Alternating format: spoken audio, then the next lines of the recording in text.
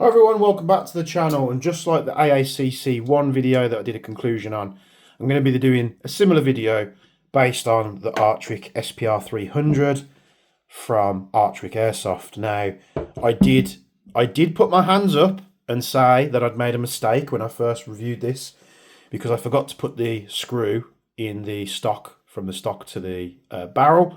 That was very much a me mistake. I was just excited to have a play with this thing, because I was really interested to see what this thing was like.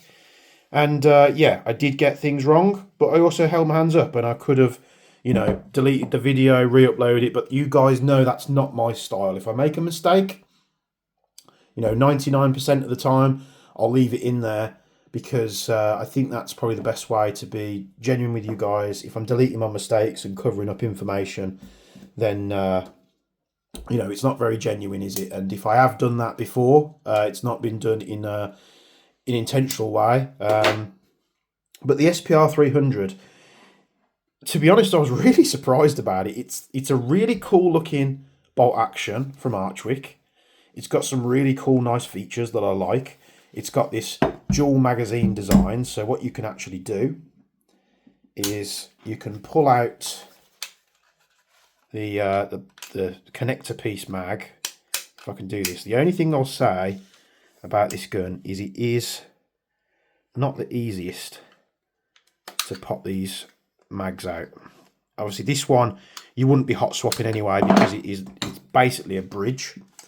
So what this magazine enables you to do is you put this in replacement of like a normal VSR mag. So if you want to run VSR mags, have at it, have your fun. You've probably got loads of them spare if you're a bolt action sniper user. Or you can fit this, which is basically a bridge. So it's got a tube that goes all the way through to the hop feed, and then that connects to a system in the stock. So what that does, you pop this in place of the VSR mag, and then you basically fill this mag. So what that's doing, it's giving you a proper sort of sniper style magazine. The magazine's going in the correct place. It's also feeding from the correct place. And this is probably, it's the first system that I've found that has this dual magazine system. And because you've either got three types. You've got a magazine that sits in front where it's not supposed to be on the real rifle, and it feeds directly into the hop unit.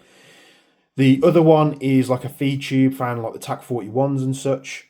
And then the third one is a system where you have a tappet plate on the nozzle, and as you draw the bolt back, the tappet plate strips around from the magazine and pushes it down the rails into the hop.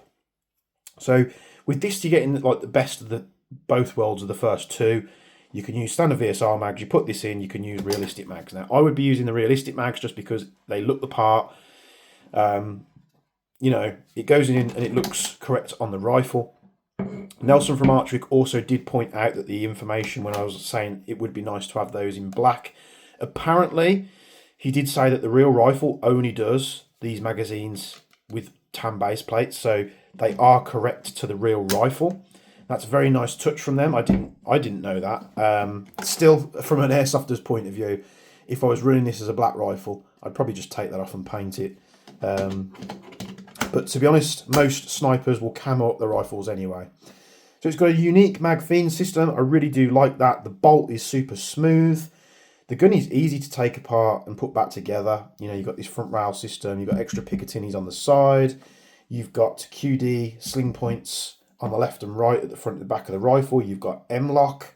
You've got all this good stuff. You've got GBR or real steel style grips that you can put on there.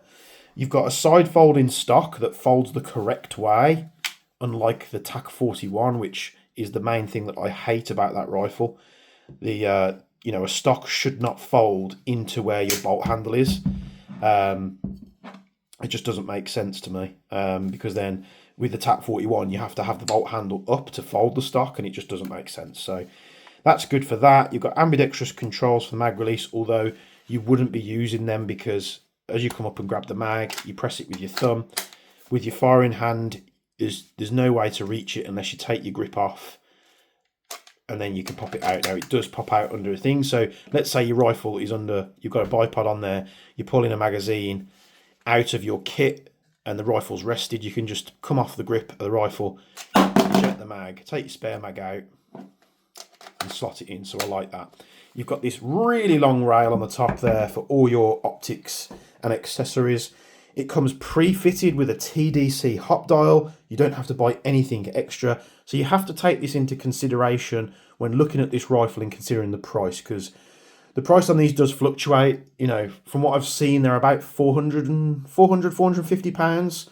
This was sent to me by BZ Tactical along with the ACC1. I'm pretty sure BZ Tactical are the stockists for Archwick in the UK. So although you're spending a bit more at £450, you're getting all these cool features, and it's coming out good power out the box. You'll have seen in the last video. When you haven't got monkey brain and you can assemble this the right way, it actually goes together really easy. You've got an adjustable stock system on here, so you can basically take these bolts out and you can adjust the cheek riser, but then you can also pull the bolts out, and you've got settings on the stock so you can extend it. It's got a rubberized butt pad on the back there, and just the features just keep on coming. It's nicely assembled. The hardware in terms of the screws and everything like that are of high quality, which is nice to see, because a lot of companies don't get that quite right and they ship like cheap screws.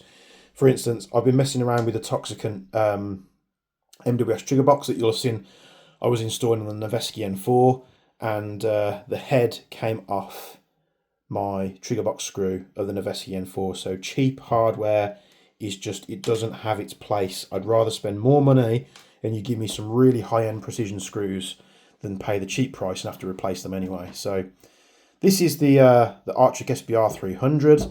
My final conclusions on this rifle, I hope I've portrayed to you in the video, but I actually do recommend this rifle. I would like to have got more time with it, set it up for heavy BBs at long range, and do that. Perhaps Archwick, if they're listening, they can somehow get one of these to me for a long-term review type thing.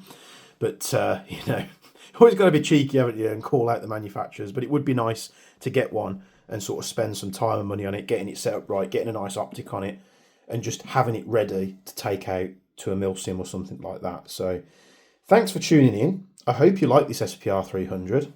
I hope you can see the benefits that I've portrayed in the video. If not, or you have any questions, put them down below and I'll try to answer them to the best of my ability. Like, comment and subscribe, all that good stuff. Check out the links in the description below. If you want to support the channel, there's a link there to buy me a coffee. I'd appreciate it if you did. And as always, from me and from Bench, we'll see you in the next video.